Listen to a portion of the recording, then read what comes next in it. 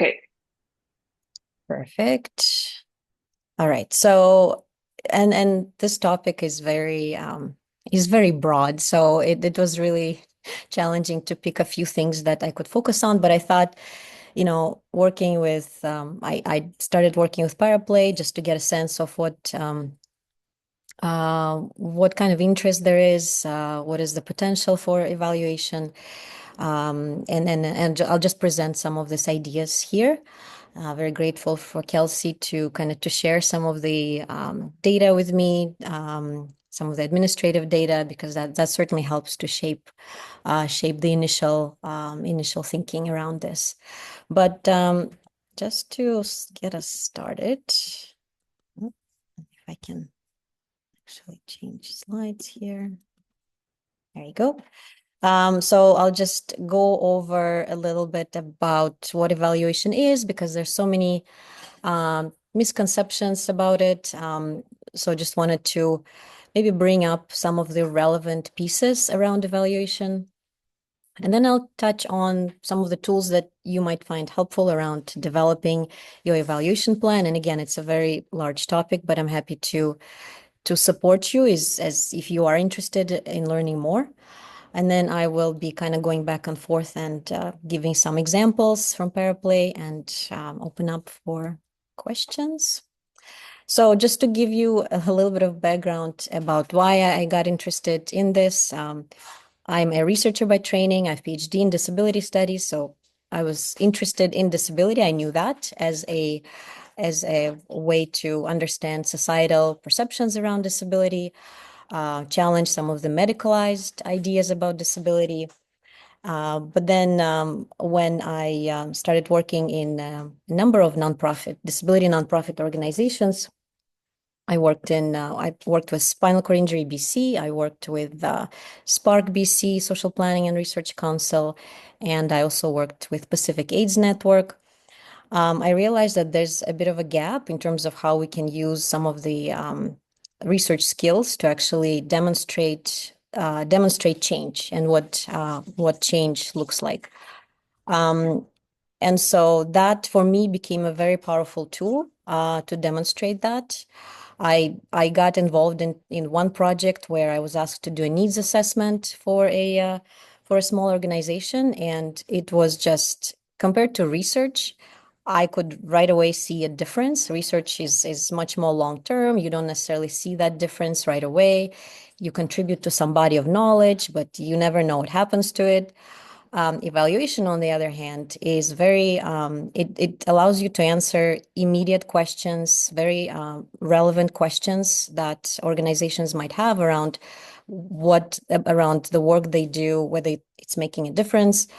And then they can implement that right away. And I saw it, and that sort of made such a huge impact on me, and I decided to pursue it. And I'm a credentialed evaluator now, and I kind of support on the side. In addition to my academic work, I try to support organizations in this, and I teach evaluating engagement.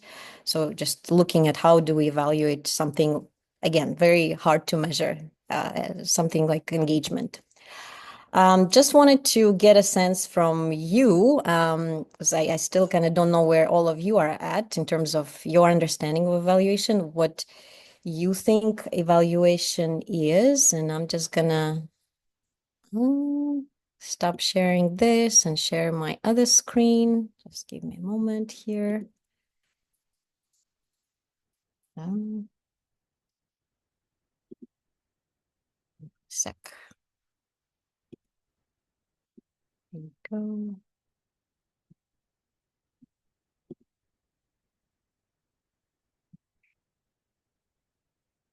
So many screens. Anyways, okay. So, what is your definition of evaluation? It can be, maybe just a phrase, a sentence, just to give me an idea of where everyone's at with it. Because again, like I said, people have very different definitions oftentimes. Comparing results to expectations. Yep, that's great. And there's no really wrong answer here because I think I think the whole idea of evaluation is that it's a is built around values, and we all hold different values, and so the definitions will vary based on that. Anyone else? Just anything like a phrase or any word, understanding perspective of a program. Yep.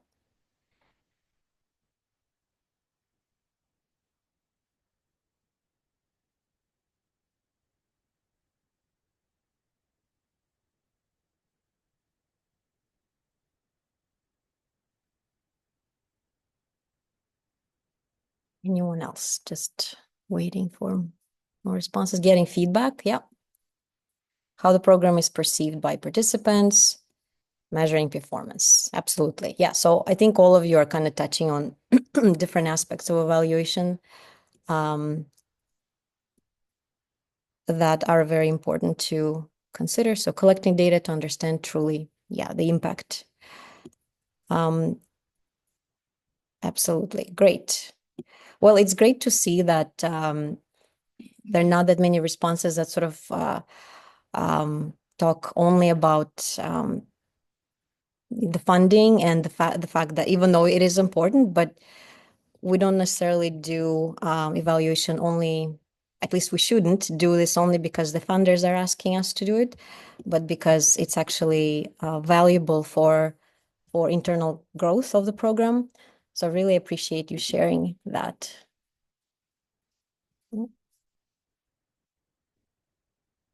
Okay.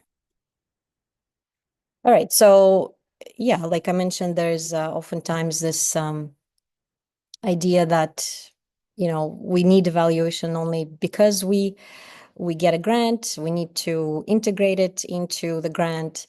But then oftentimes we just forget about that evaluation plan altogether, and forget to collect the data. And it just becomes this, not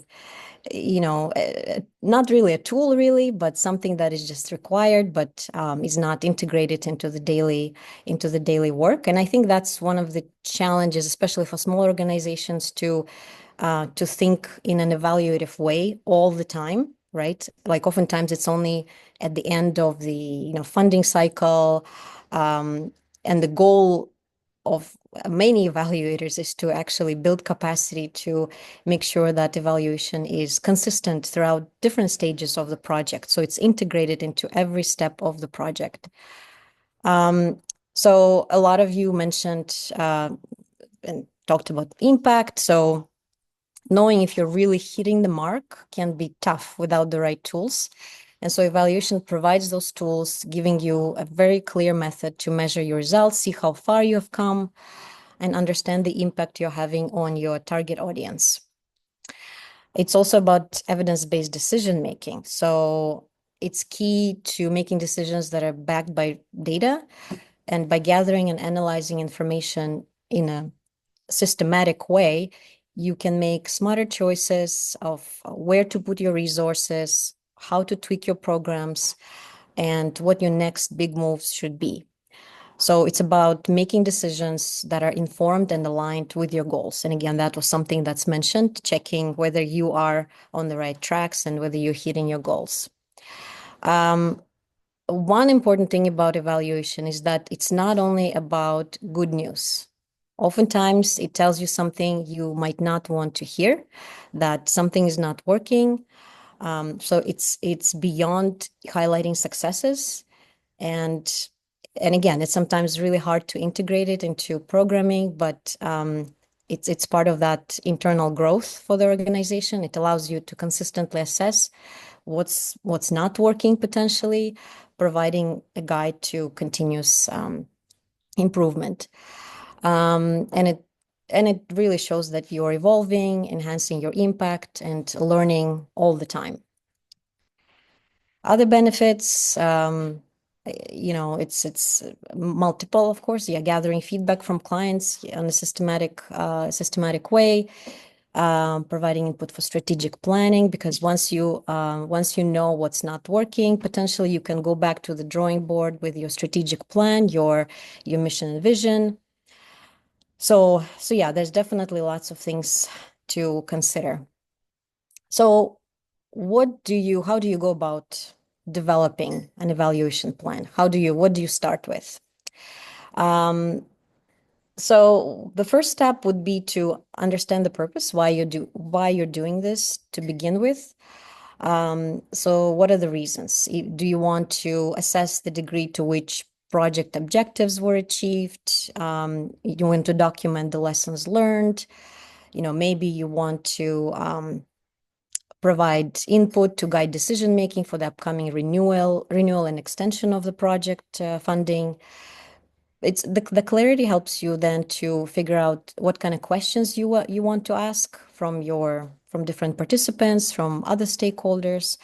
So that's why it's important to start with that clear goal in mind.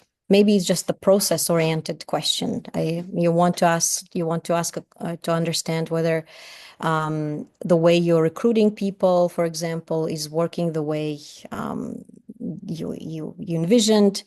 So again, and that might tweak then your approach to evaluation. So again, and I'm going to go back and forth with some of the examples here. So with Paraplay, and again, I'm not an expert on the program, but from my brief conversations with the staff, the interest was to understand whether the design of the program and its delivery meet the needs of the clients, right? So that can be, apologize, there's some construction going on here, to understand whether the design of the program is working. So then once you identify the purpose, you might want to look at, well, who are my stakeholders actually? And it's not just, it might be, yeah, definitely your clients, but not just that. So these are individuals, organizations that have an interest in your projects. They may help you to make decisions, participate in project activities, be affected by those activities. So maybe it's your, partner organizations that you're collaborating with regularly. So again, conducting that overview and making sure you have a full list of people you might want to consider including in your evaluation is an important piece of this process. So again, like for Paraplay, there are multiple stakeholders, obviously clients, children, their parents, caregivers, coaches, staff. So you might want to ask internal staff as well what they're thinking about in terms of what's working, what's not working. So don't discount people who are internal to the program about the program itself, partner organizations. So an evaluation plan is kind of the next logical step after this. Once you kind of have a goal in mind, you have your list of stakeholders. So the evaluation plan consists again of a few other steps. You will develop evaluation questions, you will select a type of evaluation, and your actual evaluation tools. And the evaluation plan is usually included in something called the logic model that I'll mention. But again, for Paraplay, for example, what are some of the specific evaluation questions they might want to consider? Are the activities being performed as planned? Is the project reaching the intended target population, right? So the first question is more about the overall impact. The second question is more about the process evaluation, whether the processes themselves are working the way they should be working. And then maybe the big question also around impact: did the participants experience any changes in their skills, knowledge, attitudes, or behaviors? And that's, I think, for many of your organization, that's probably a very relevant question. You want to know what kind of big picture difference you're making in the lives of your participants.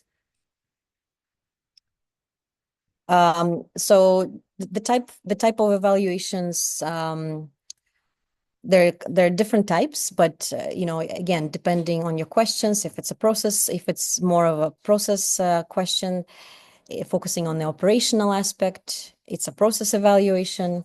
If it's an overall assessment of the project effectiveness, it's called a summative evaluation.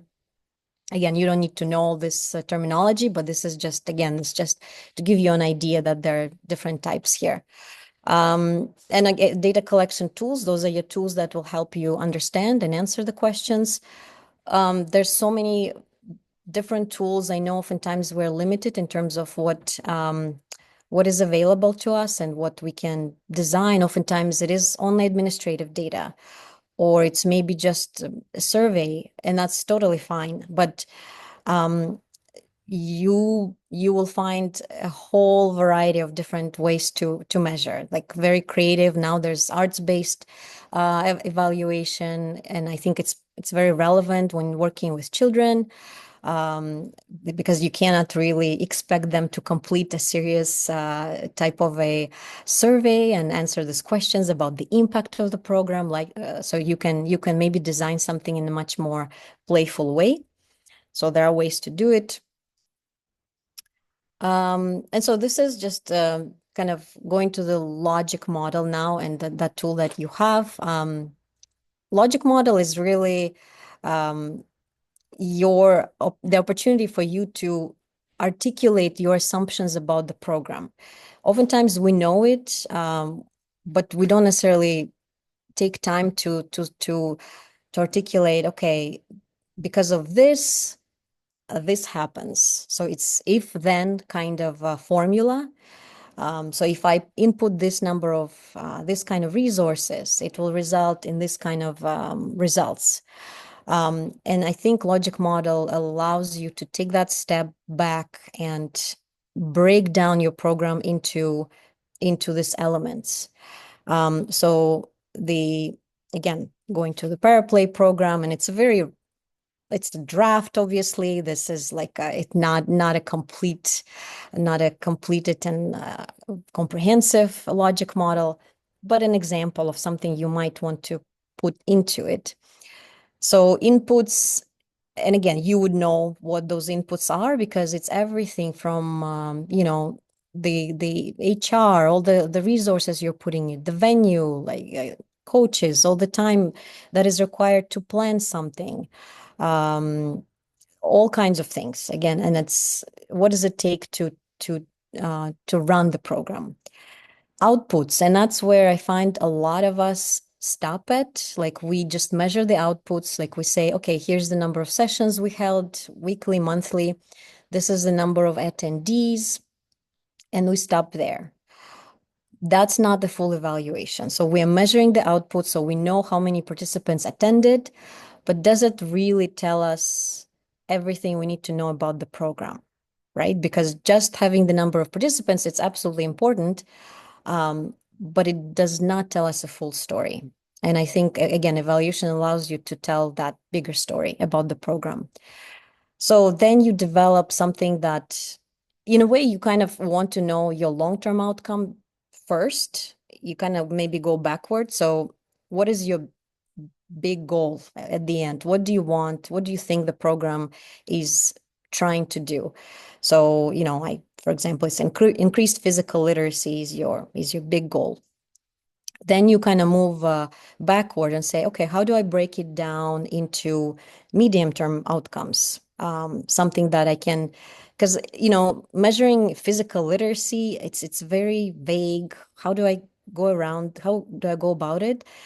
I need to break it down a bit more, and that will make it more doable.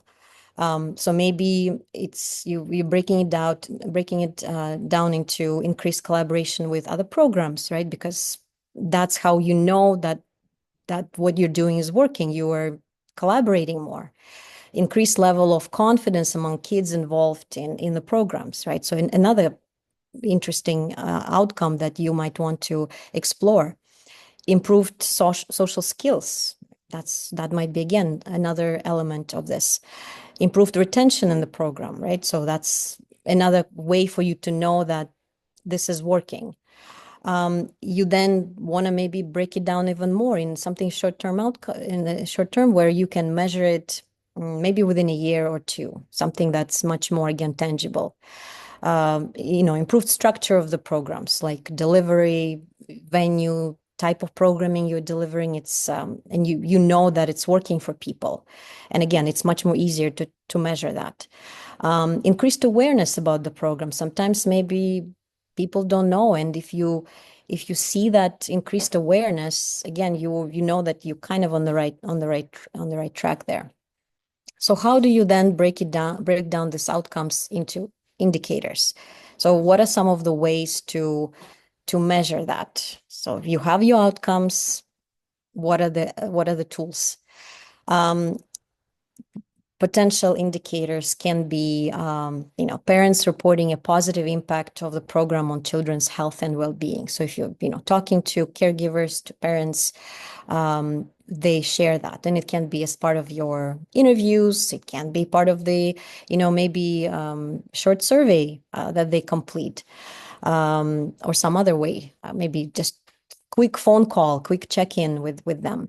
Coaches reporting that the program results in the children's improvement of physical literacy skills, social skills. Again, you're talking to your coaches, those one of the key stakeholder group, and asking them about, are things working the way they should be working? Maybe you're asking them not just about the kids, but also about the delivery of the program, the structure of the program.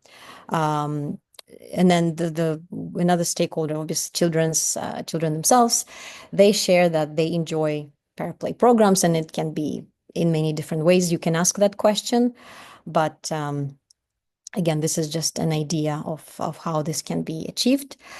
And this is, in a nutshell, like how you create the logic model. You can add additional column here for the actual tools. Like you can say survey.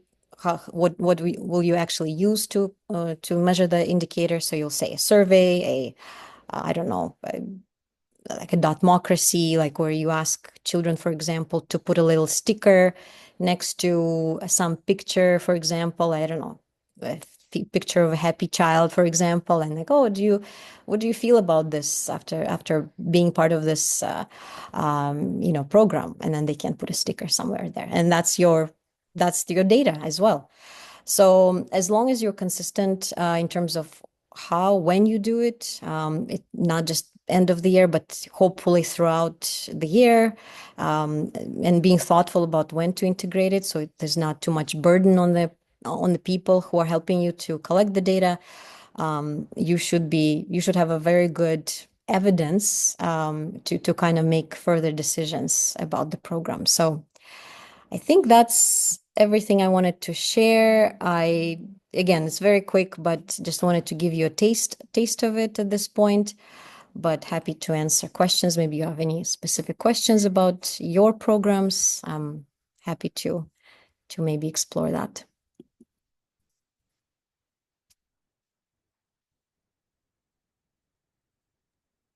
I have a question. And I'm happy to share the slides as well. Sorry. Yeah, go ahead. Do you know of any AI tools that could help with tracking, monitoring, doing Um, this labor work? yeah. Yeah, Doing it? there's lots of discussion there in the evaluation field right now, around the use of AI and the ethics around it. I think, yeah, there's definitely, if it's more mechanical type of a ask, where you just want to maybe, okay, how can I design a few questions that focus on this area, for example, in this specific area. I think it's a great starting point. Um, I don't think AI is still very good in understanding some of the soft kind of skills, soft, I don't know, more intangible areas around the program, because it's as someone who's been with the program for a long time, some of the specifics, some of the unique things around it, some of the things that are okay to ask, some of the things that are not okay to ask. There's also some ethical issues around that. But as a starting point, I definitely think it might be good, especially again given that the limited resources that organizations have for conducting evaluations. It's obviously a challenge. I Yeah, recognize I was that. more thinking around like the data collection. And these Around tools data that, collection. like around that piece. Like I understand the nuances of Yeah. writing the survey or Right. taking responses from getting feedback and responses. Yeah. But I'm always looking for tools that I can use to track the programs while they're going on. Like we've got so many Mm, bits of information and little bits of in places. So we'll have, say, yeah. 7 different programs running, Right. um, funded by 3 or 4 different grants. Yeah. And um, and for me, the big time suck is in um, like I hear like I'm right on board with what you're Yeah. saying, like this evaluation and tracking and collection of data is really important. Yeah. It's such a It's just a lot. Yeah. it's just a lot for Yeah. one person, and I'm sure everyone will be the same. Is that if I had a full time employee that was Yeah. just my just There's my actually administrator that could do this kind of thing, just then it would that. be different. But I was just wondering if you just knew of any tools that you use other than spreadsheets that Yeah. fill out pie graphs. So Yeah, I can and the share. answer might be no, but maybe Yeah. somebody else on the call is using something because I know there's so many different AI tools other than ChatGPT, which we all know about, but there's lots of different ones now, and I just haven't had the time to explore them. So I was just interested if you knew of any. Yeah, I can maybe share some of the resources. Yeah, there's definitely some information that's being shared in the evaluation community. Um, I think for some of the outputs collection, something like this would be great. Again, like I'm more worried about qualitative, like if you have a bunch of qualitative type of responses, it still needs time to kind of go over that and look into what people are sharing and saying. So I'm more concerned about analysis of that part. There is a UVic uh, evaluation, I think, course that they always look for community organizations that have some evaluation needs, and the students can kind of step in and support some of that. I can send you information about that. But yeah, I'll think about other tools as well. Um, Thank you. I yeah. appreciate that.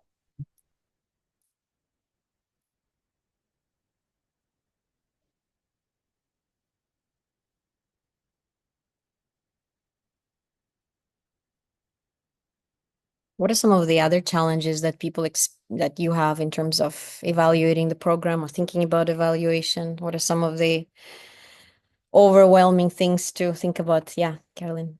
It's a very quick question for the group, I guess, is Yeah. it's about engagement, and people are pretty surveyed out, and so I Yeah. love you have some suggestions here around different models that you could do, but I was wondering if there's other things that people have found successful in terms of helping improve people's buy-in to filling out the surveys, because it is so valuable. And yeah, just thought I would throw that out there to see if people have found successful ways that they've engaged their clients or participants.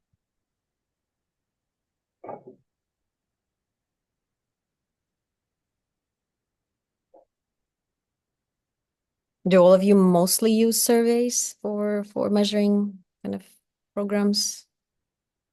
Okay. Yeah, yeah, Yeah, and then yeah, and I know it's tricky for sure. Like the response rates are low for sure across the board for many programs that I'm observing as well. Yeah, I think arts-based evaluation is sort of that next area where you can engage people a little bit more, and maybe being creative in terms of when to integrate those evaluations, like kind of making sure that people are there maybe at the moment, trying to so that there's mm, not a lot of time that goes by, and then the email gets lost. So maybe thinking about a bit more strategically about when to integrate that, when to have like that maybe one or two questions that you want to ask, and it can be at a specific event or something like that, where again, it's not too much time for people. Maybe they'll just take a minute to answer it, but you have that valuable information. So yeah, I think we kind of need to be a bit more creative now in terms of when we and how we collect the data. Yeah. Rachel. I don't know if this helps at all, but just one of the things I've been able to do before is write into my grant lines, and I don't know if that applies to you, under administrative tasks. So often grants will allow like a 10% for administration.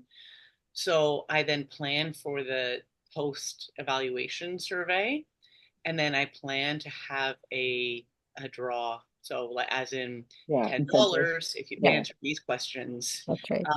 a free T-shirt if you answer these questions, that kind of thing, Yeah. because that's the incentive, right? To Yeah. incentivize people to answer your surveys. If it's really important that you get the data in, then that's what I do. And then the other thing that is a little easier to do with youth is, from the beginning, tell them that the evaluation is part of the program.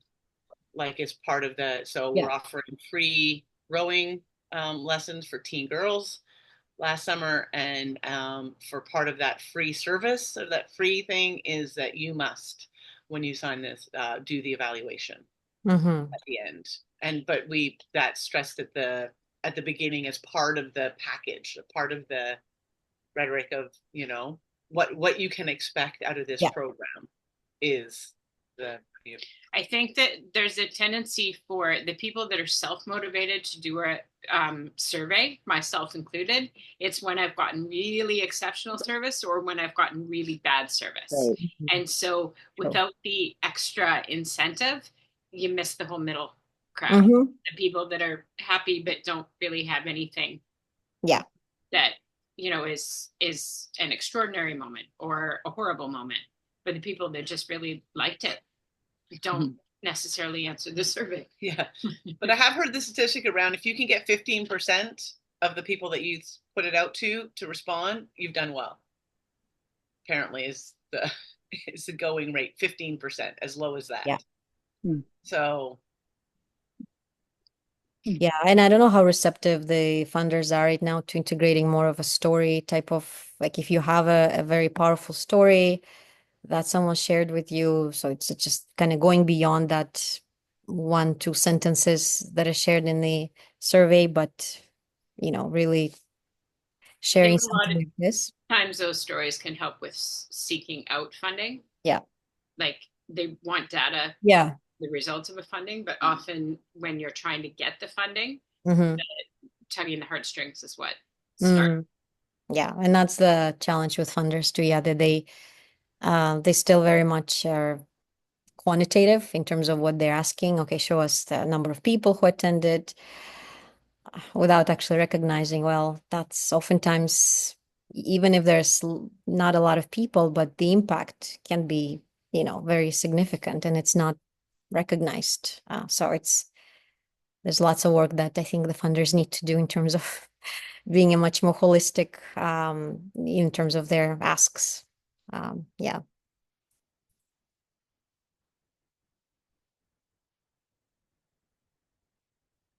What would be helpful in terms of resources, if I can put together a list or something like that? So what would be helpful for folks? So I can share some of the maybe AI tools, or if whatever I find there. Any other creative data collection potentially? Alfia, I was thinking if you had, I really like the specific logic model that you showed us. Like if you have any templates that could be helpful, around that logic model and just breaking it down to the different sections or anything like that. Great. Yeah, absolutely. Yeah.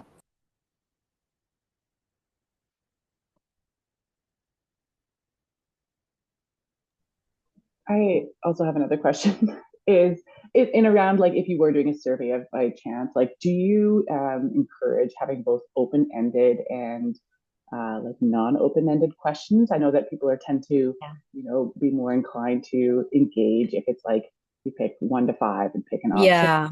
Open-ended. And I was curious to know, like, do you think that the blended approach is the best way to gather the data, or what are your thoughts there? I mean, it's better to have it than not to have it for sure. Like, I mean, yes, a lot of people might skip it. I mean, making sure that it's still, an optional, I think is fine. Although, yeah, I recognize that a lot of people might skip it. Yeah, I think but there's still a few that do want to answer, and sometimes like there were a couple of examples recently where there was just no space for me to enter any open-ended feedback, and it was just so frustrating. So I think it's still better to have that mixed approach for sure, and maybe again balancing it like well, and again thinking about strategically. Okay, where do I place that question?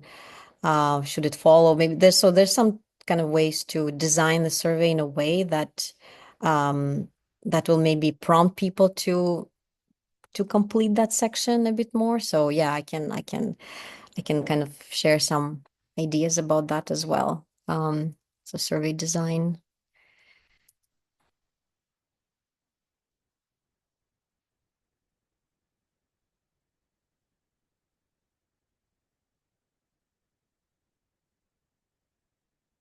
Okay, any other questions?